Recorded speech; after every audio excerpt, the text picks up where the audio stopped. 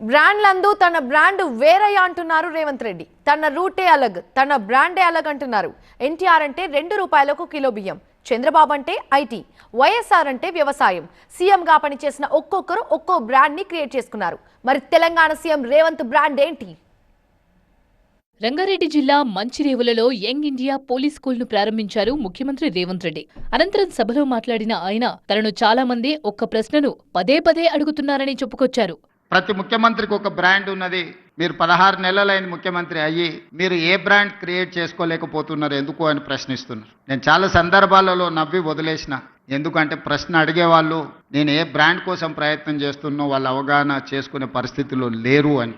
ఉమ్మడి ఆంధ్రప్రదేశ్ ముఖ్యమంత్రులుగా పనిచేసిన వారి ప్రస్తావన తీసుకొచ్చారు. మొట్టమొదటిసారి ₹2 కిలో బియ్యం ఇచ్చిన ఎన్టీ రామారావు గారు పేదవాడు తెల్లన్నం తిన్నప్పుడల్లా వారిని గుర్తు చేసుకుంటాడు. ఐటీ కంపెనీలను, హైటెక్ సిటీని ఇవి చూసినప్పుడు చంద్రబాబు నాయుడు గారు గుర్తొస్తాడని చెప్తారు. వ్యవసాయాన్ని ప్రాధాన్యతగా తీసుకొని ఉచిత కరెంటు నుంచి సాగునీటి ప్రాజెక్టుల వరకు రైతుల సమస్యలను చర్చించినప్పుడు రైతు బాంధవుడుగా డాక్టర్ వైఎస్ రాజశేఖర రెడ్డి గారు గుర్తొస్తారు.